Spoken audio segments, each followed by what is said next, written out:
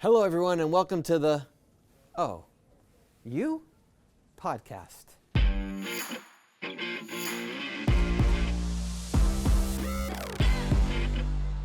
Hello, everyone. Welcome to the Oh, You podcast. Today, we have a very special guest with us, Daniel Gordon, who's the Chief Operating Officer, share that title in common, at NCSY.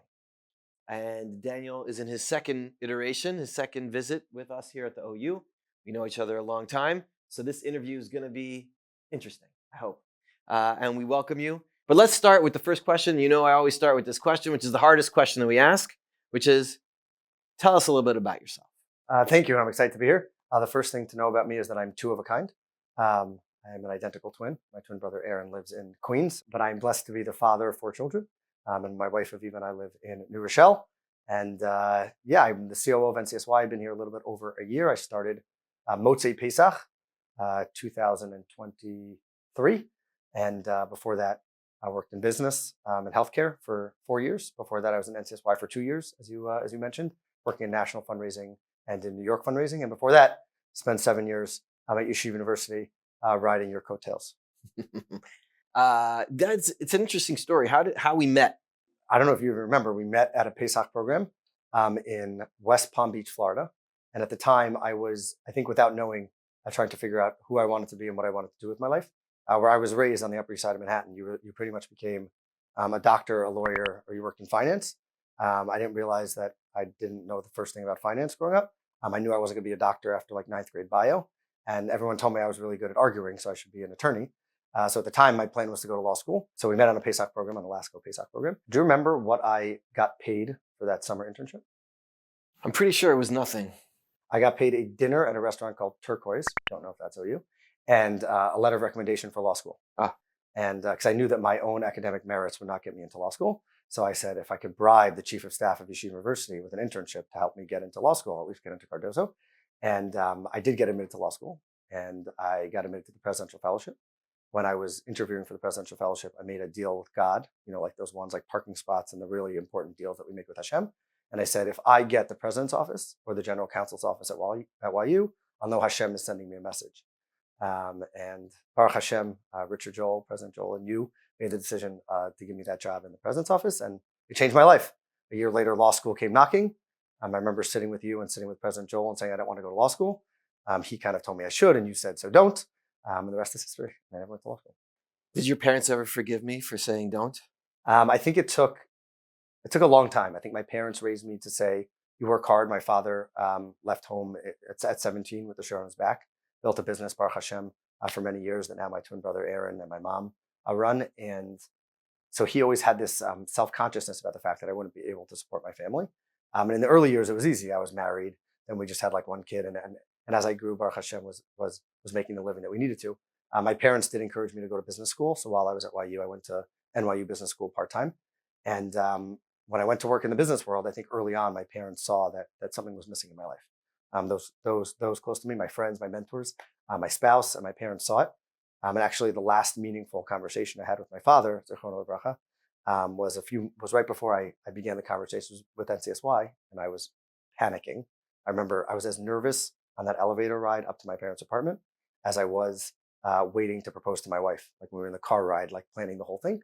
And I said, Dad, I want to go back and work at the OU or NCSY. And he turned to me and he said, what took you so long? And I said, Dad, we speak every day. He said, but it had to come from you. And he said, not only do you have my bracha, you have my encouragement. Unfortunately, after that, his health really declined, but that really stuck with me. So he did eventually forgive you. He did forgive me eventually. Can you talk about how formative it was being on the Upper East Side? Some of the influences that have been in your life, from familial to more communal. So I think the biggest influence on my life has been my twin brother Aaron, for better and worse. We fight and fought like cats and dogs. I mean, we fought so much that growing up, there would be Shabbos meals at my parents' house where we would literally be beating each other up. And people would look at my parents like, you just let your kids like beat each other up in the other room? The answer was like, yes, we never hurt each other. But he really pushed me to be better. We grew up, we were traditional Upper East Side family, which meant we were coming to Yiddishkeit in a more traditional way. We went to Ramaz, we went to KJ, but we weren't fully Shomer Shabbos and Shomer Kashrus in the home, but not necessarily outside the home. And my brother really pushed me, really literally from in the womb, but all the way out. He was the influence behind us deciding as a pair right before our bar mitzvah to become fully Shomer Shabbos, and our parents fully supported that. So he's one, I think, to go through talking about my influences without talking about Rabbi Lookstein would just be a complete understatement. Rabbi Haskell Lookstein is larger than life, and he was there for me. He pushed me. We even had our disagreements about my behavior in school, but that was okay because I knew he always had what was in my best and the institution's best in mind. And all the way till this day, I consider him to be the legend that whose footsteps I'm trying to live in. I would just add one more is George Rohr. So George Rohr was Makari of my father. George Rohr is just a larger than life benefactor for Chabad and beyond. But George Rohr also started and ran the Kiruv Minyan on the Upper East Side, the Outreach Minyan, for many years. And my father's kind of biggest accomplishment religiously, he felt, was when he graduated from being a member of the Minyan to being a Gabbai on Rosh Hashanah Yom Kippur.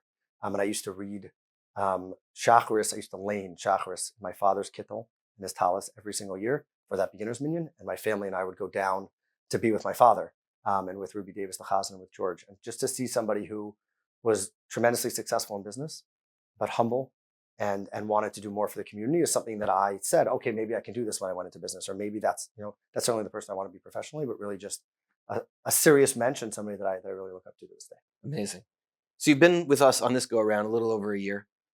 You've had long time experience at Yeshiva University, doing a lot of things, whether it was on the executive chief level, the financial side, institutional advancement, through a lot of different periods. You've been here, you've experienced it. What are some of the takeaways that you have from your experience with NCSY? What 1 year in, what are you involved in specifically, but more broadly, what's NCSY up to? I think to look at that, we have to look at two numbers. I'm a numbers guy, and you talk about them often, but they're the numerator and the denominator. We often talk about just the pool of people out there. So the first number one observation I have is the pool of people that we at NCSY and at the OU more broadly, as any piece of that puzzle, get to impact every single day, every week, every month, every year, is massive.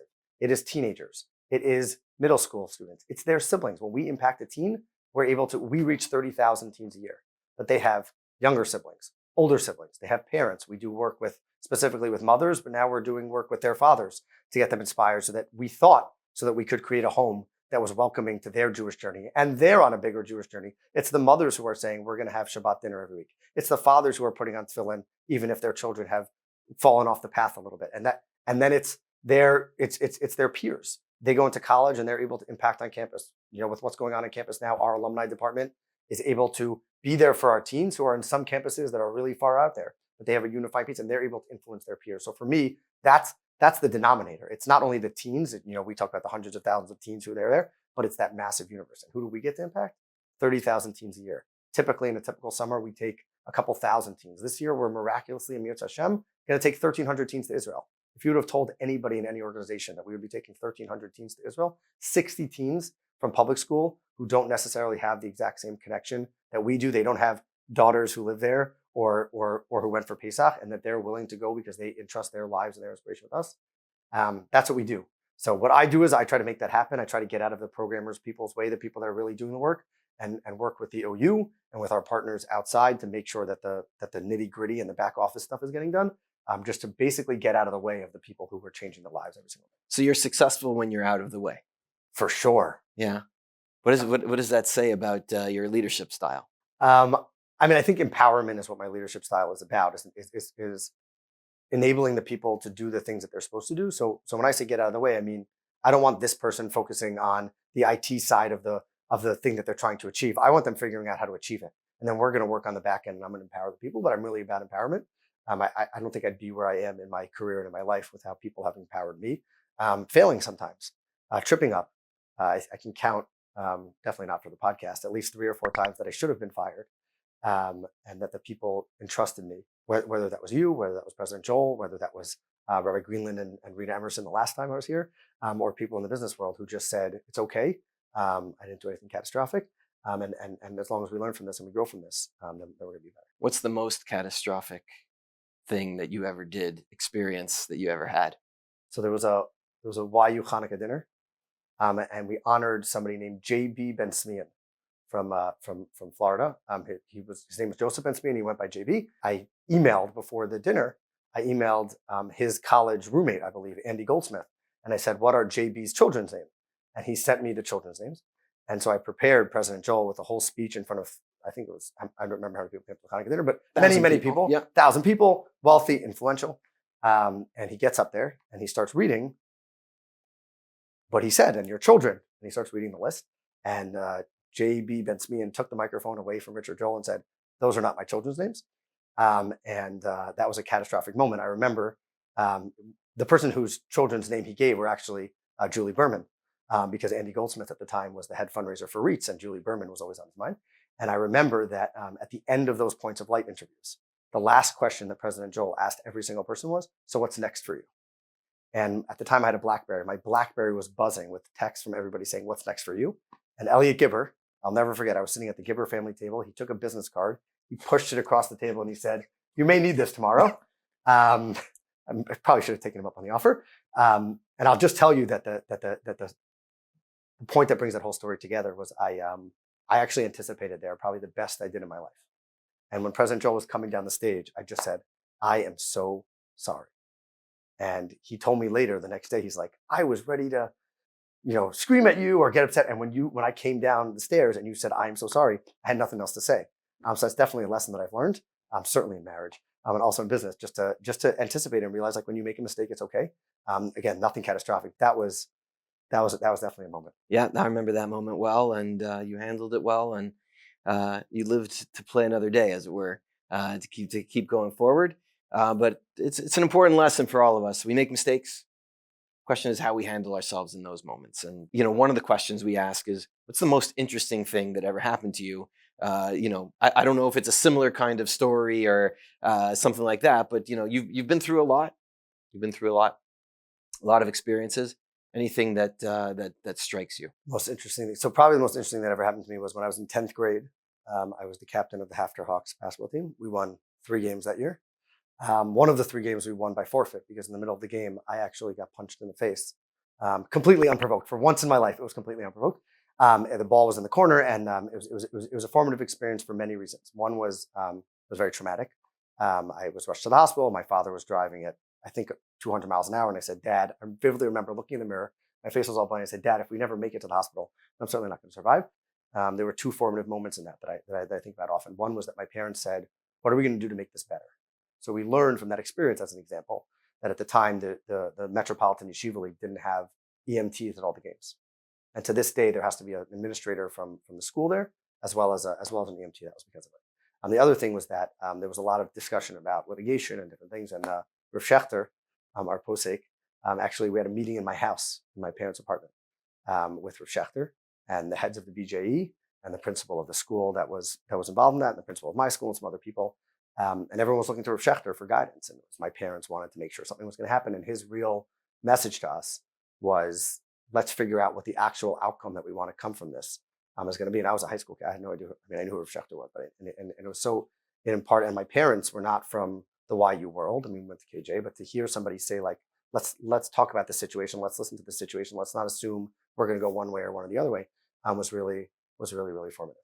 I'm getting a bunch of texts right now asking who the player was who hit you, so people can. I actually don't even remember can say name. Thank you. I don't remember his name because there have been won the game. There have been some people who've wanted to do that over the years. Definitely. Why is that? I think I'm not a wallflower. I say the things that are on my mind, sometimes to a fault, but I think that's who makes me who I am. By the way, I think that goes back to my formative years. When you're an identical twin, you're fighting for every second, every piece of attention. Mm-hmm. My brother also has a few things to say often. But I think I say it as it is. I try to be as respectful as possible. But I think often when you say things the way that they are, or the way that they can be, I think it just ruffles people the wrong way. I definitely have learned over the years. I remember one of the questions Rabbi Greenland asked me when he interviewed me to come back to NCSY. He says, "What have you learned in the interim?" One of the things I said to him is, your boss doesn't always want to hear what you have to say. And I think I've tried to bring that into my life. Outside of work, obviously focused on family. Son just made a beautiful siyum. What are some of the things you do to sort of distract and take away, take off from work? So the Gordon family are huge New York Jet fans. Very we call sorry. those Yisurim in this world. Really suffering to try to make it better, a better future for ourselves. And I'm really involved in. I try to be as involved in my kids' life as possible. I coach my son's little league. I'm actually on the board of the New Rochelle Little League, which is the local little league in New Rochelle. There's a board for the Little League. It's a nonprofit organization, and we are the officially sanctioned Little League from Little League of America. And the main reason that I do this is because we are a Shomer Shabbos Little League. And they say that we're a Shomer Shabbos Little League, but the only real way to make sure that it's Shomer Shabbos is if we control it. So much so that we just had the opening parade this past Sunday. And at the parade, they said, what are we going to do for food?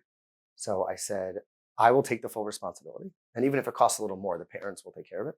And we had a barbecue, but it was on a brand new grill with toveled kalim that we, the Jewish people, ran, that everybody ate the same food. So it was hot dogs, it was hamburgers, but everybody ate the same food. And we got to catch them. We did everything. And to the league's credit, they paid for the whole thing.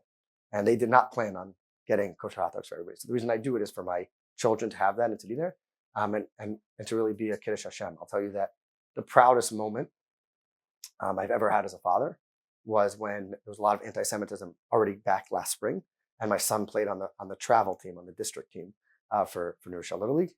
He's amazing. It also helps when your father's on the board. And the kids, these little 9-year-olds, said, like, what can we do? I said, why don't you just put a little Magen David on your hats? And these little 9-year-olds put a little Magen David on their hats, and they felt like they were carrying the burden of the Jewish people. And it was really, really proud moment. So yeah, that's what it is. I don't think I've ever been scared about before, but I'm a little, I would say, trepidatious to go down this road with you. And that's turn the tables, where you get to ask me questions. And I'm feeling blessed by my colleagues in the room that we can maybe edit some of these things out. But this is a chance for you to turn the tables and ask me questions. I've been waiting for this moment for a long time. What are you most proud of? What am I most proud of? It's a good question. I mean, I'm most proud of, I think, my family, my wife, who you've been there, I think, through most, if not all, of the challenges over the years, and my kids and how far they've come. People generally, I'm proud of you. The things that you've gone through, the experiences, and the person who you are. Our colleagues, whether it's in this room or across the OU, one after the next. From our town halls with Yoni Weinberg and just one story after a next, of just incredible people. I'm proud of them. If there's one thing, I guess, that I'm proud of from my own perspective, is that even at an advanced age like I am, the fact that I'm still developing my relationship with God, with Kadosh Baruch Hu, in terms of, in the last couple of years, turning towards maybe more some of the metaphysics and the Kabbalah and the Hasidus, and my relationship with new Rebbeim, and my relationship with new texts, and my relationship with the Kadosh Baruch Hu through davening and learning Torah, and all those kinds of things, that Hashem has given me the opportunity to keep being open to learning more and to growing my relationship with God. I think that's something that I feel good about. I don't know if I'm prideful about it, but I feel good about that. You should. I hope so. So we get some rapid fire questions. Okay. I studied. You studied? All right. Let's jump in here a little bit. What is a must-have dish at your Shabbos Yom Tov meal? Go ahead. Dips. Which dips? I mean, you spicy mayo, garlic mayo. Okay. That's my son Judah loves honey mustard for some reason. Honey mustard. Okay, so we'll know that for next time we have you guys over. Make sure we'll have some honey mustard. I want to give some credit here, by the way. Recently, I was interviewed by my daughter, by her organization, Mizrahi, and they asked me some of those questions. So I don't want to be, stealing anything inappropriately, but I thought some of these were interesting. Which yontif do you love the most? Yom Kippur. How come? Growing up on the Upper East Side, it is the most magical day. I used to travel to the different minyanim to listen to Rabbi Luxstein daven Shacharis. We had a chazan with the voice of an angel named Jay Zwiebel, who is just he's a lawyer in Israel, but he just has a wonderful soul and a wonderful voice. And then being with the outreach minyan at KJ in the morning, and then for Nila, just every year it really invigorates me. I'm always anxious and nervous, and it seems to always bring me forward. I answered the same thing. So not for the same reasons, but we have that in common. Helps with the diet also. Yeah. What's your favorite place to travel in Israel? Ma'aras HaMachpelah. Tell us why. So that was, it really came, I always felt the connection, but when I worked for NCSY the last time, I went with one of our TJJ buses to Ma'aras HaMachpelah, and I was talking to the teens, and one of them said, I don't know what to daven for. I said, that's the biggest bracha I've ever heard of in my life. And we talked about family. And thank God, I mean, everything they could articulate. So I said, why don't we daven for my family? We daven for some of my relatives, for my father. And so I always had a connection, I think, like to the avos, like I really felt that the avos and the imos were there for me. But that experience was like, okay, this is a place that brings all kinds of people together and all kinds of emotions. And that's really, so literally when I think about like power in my davening and I want to connect better, I think back to that davening with this team next to me, davening for what I wanted and what I thought I needed. It takes me to all kinds of. So you should bring those questions with you this weekend when you go to Karastir. Some OU questions. Which current OU program department started under NCSY's umbrella? Yachad. Without even options. Look at that. How many laps? This you should 6. know. Does it take around the OU office to make a mile? 6. I'll give you options. 5. It's not 6.